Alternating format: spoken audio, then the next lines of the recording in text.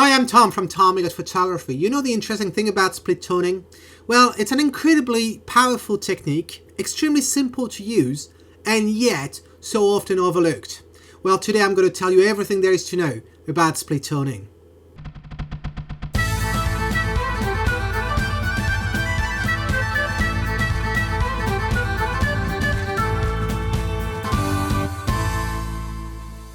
So to show you how split toning works, I've actually picked 3 photographs. We've got a portrait of my daughter Sky that I've captured a few weeks ago, and a couple of photos that I've captured in 2014 during a business trip with Adobe in London City. Well, we're going to start with Lightroom. So in Lightroom, it's no surprise that you would actually go in the Develop module. And before I show you the split toning panel and see the function in there, let me explain you what split toning is about.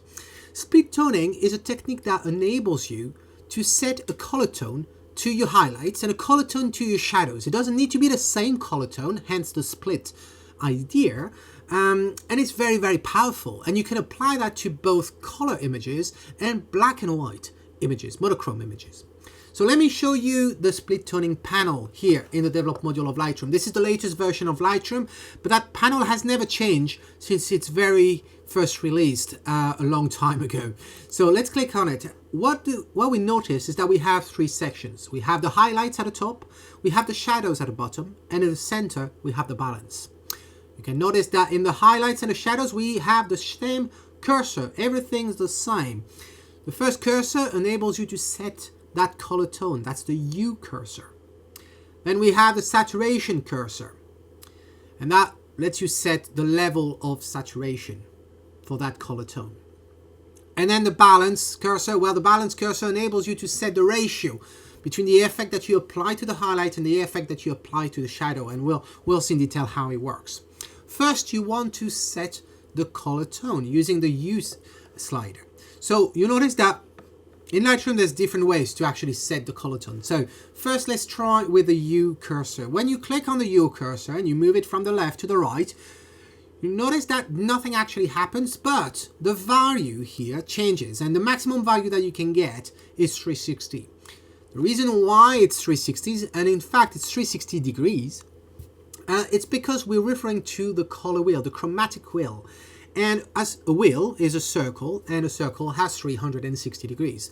So that's why you have that value here for the max.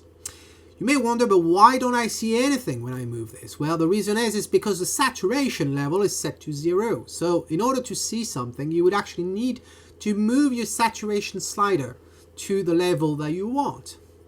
Another way to actually set or view your saturation is to actually press and hold the Alt key on your PC or the Option key on the Mac. And while you do this, you click on the U slider, and suddenly you start having a preview of that color tone in your image.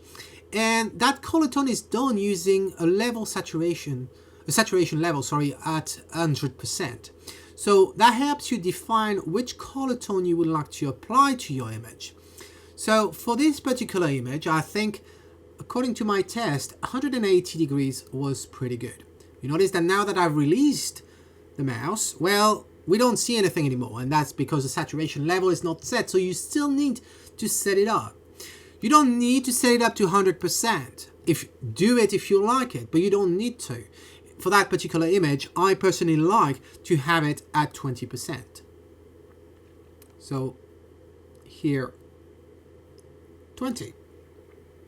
Another way for you to set both the U and the saturation would actually be to using the gray rectangle you have here, because notice if you actually click on this, now you have a color picker. And this is my favorite method, by the way, because I can go straight to the color that I like, but if I don't know which color will work, I can basically go halfway.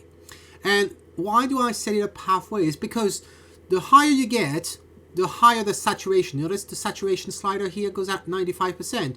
If I'm bringing it down, then we reduce the saturation. So starting halfway for me is a good compromise. And then what I do is I just simply move it to the right until I get a tone that works for me. And this is really a creative decision that you have to make. So here, remember I said 180, so I move it over here. Then the saturation, I reduced the saturation a bit, and I said 20% was good. Here we go. These are all math, right? So 182 or 180 is not going to be a big deal. But here we go. We have it set up. So as I said, this is my favorite method to set the hue and the saturation, because I don't need to move different sliders. I can just do it with a color picker. You can also click, if you wanted to, in the value field, and when you click and move it, it's like any other field inside Lightroom. You can set the value as well. So here it is. Yep. I leave it at 179. It's not a big deal. Then the shadows. Well, you notice that that color, that bluish cyan tone, we only applied it to the highlights. So the sky was affected, but as well as the bars. Here, you can notice that it's a little bit of a bluish tone here in the bar of the fence. So let's work on the shadows. Well, the shadows are like something warmer, but you may wonder if there is actually a rule to set the other color. What colors actually work together? Well, you know, in fact, there is this expression of complementary colors, and the rule behind complementary colors is that it's two colors that are opposite to each other. Opposite how? Well, opposite in the chromatic wheel, in that color wheel. And if you want to know more about the color wheel, well, I invite you to click on the link that I showed up earlier, or in the description, the link to the blog article, because I'm giving you a link to an application, an Adobe application. It's an online free application. It's called Adobe Color CC, and it shows you a chromatic wheel, and you can see what the opposite color is. It's very simple. Remember, a wheel has 360 degrees. So if you want to know the opposite color of the color, the first color you picked, well, you just need to add 180. Why? Well, because 180 is half a circle. So wherever you might be on that disc, on that color wheel, well, 180, if you add 180 to that value, you're bound to be at the opposite side. As simple as that. So here we had 180. I'm just putting back 180 to make it simple. It definitely doesn't want to make 80. Here we go, 80. So the opposite color of 180 would be 360. So if I do 360, and then now I'm going to apply some saturation. So let's imagine I put something, let's bring it up. Let's bring it up to, yeah, 30, 31, 32. That's good. Well, you notice how it works well. We've got some red tones in the shadows. We've got some bluish cyan color in the highlights. That works really, really well. However, this is not what I wanted for this image. I could have stayed there, but I wanted something less warm for the shadows, and that I'm going to do it by just clicking in the field here and just move it down. And in my test, I realized that I quite like that picture around 303 like this, and that works well. Does that actually look realistic to you? No, but in my mind, there was something, it brings some kind of a fashion tone to it, and also reminds me of those weird colors that you got with films in the 1970s. So this is why I picked this. Then you have the balance. And the balance, remember I told you, it's a way to regulate the power of the effect that you apply to the highlights and the effect you apply to the shadows. So, and it works in a similar fashion as your histogram. You notice in the histogram, well, you get the shadows on the left, sorry, and the more you go on the right, the more you go towards the highlights and the brighter tone. Well, it's the same way. If you want to increase the effect that you apply, the color tone that you apply to the highlights, you simply go and move the cursor towards the right, and you notice how cooler the image gets. Well, inversely, if you want to have more the effect applied to the shadows and reducing the effect of the highlights, you just move it towards the left, and you notice how now the picture becomes a little bit warmer and pinkish. Well, for that particular image, I noticed that a +20 was a good balance for this image. So this is where I'm going to leave it. I want to show you as well that we applied this here to a colored image, but what if you had it to a black and white? Well, let's jump in. We go to the basic panel and let's set that to black and white. Here we go. Now, if I go to the split toning and let's set that up to 0 again, and balance as well, and hue, and here we go. Notice that you could actually reset everything just by clicking here on reset, and it resets the whole set. But here we've got black and white, and if I wanted to get that picture into a more sepia tone, well, all I would need to do is just, let's start with some Actually, you know what? Let's use my preferred method. Use the picker. All you need to do is basically click and move over here. Notice how suddenly we've got a sepia tone to it. It's a little bit greenish here, but I quite like this. That's quite nice. If you wonder about the grain, don't worry about it, because that's simply an effect that I applied initially in the image, just to put more emphasis on the old 1970s roll of film. So you notice now split toning applied to a monochrome image.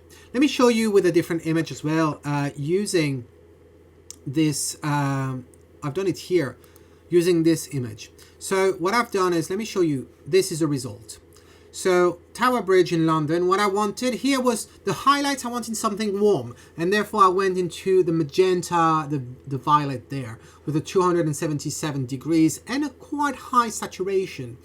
But the shadows, I didn't do anything, and the balance, therefore, I did nothing. You may be wondering, but yeah, Tom, but couldn't you do the same thing using basics and temperature of the color balance and the tint? Well, let me show you why you wouldn't get the same thing. So this is the basic image, but let's look. Let's bring the basics. And if I warm it up, let's move the temperature and I warm it up. What do I get? Well, I do get a warmer tone.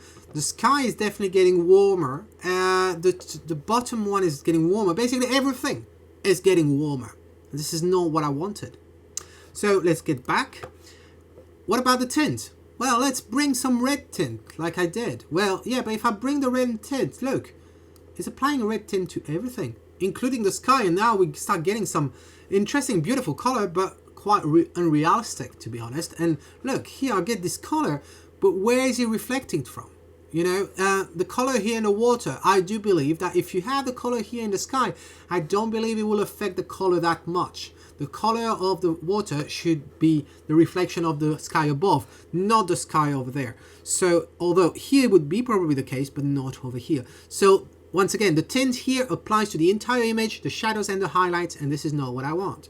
So, when we go back to the image that I modified, we go here to the split toning. Look, if I disable the split toning, this is what we got initially. I applied the split toning, changing the highlights to a warmer tone, high saturation, but not the shadows, and therefore the shadows remain the same. You see, we haven't changed the shadows. They still remain darkish, greenish color.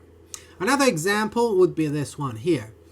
So with this one, when I took this, I quite like the position of the cloud formation over Big Ben. And I thought of something that was reminding me of movies, you know, a little bit like Sherlock Holmes, the movie, you know, kind of darkish tone and something that might not be realistic, but would be very movie-like. And so what I've done is, let me enable the split toning, but you can already see it. The highlights, I'm going to bring the highlights in a warmer tone, kind of an orange tone to it. But the shadows, I'm going for cyan. I'm going for some cooler tone. That's going to give me the shadows that atmosphere. So once I enable this, look at the result. It's not very natural, I gave you that, but it is dramatic. It is very, very cinematographic. And I quite like the result. So, for more details, because I skipped some stuff, and also if you want to use Photoshop instead of Lightroom, click on the link in the description to go to the blog article, and you will see, first off, you will see these images in a bit higher resolution, so you will be able to really notice the effect that has been applied to them, and you will see how to use split toning in Photoshop. I look forward to reading your comments in the section under the YouTube directly or under the blog article. And until next time, this is Tom Migot saying, if you like it, well, capture it.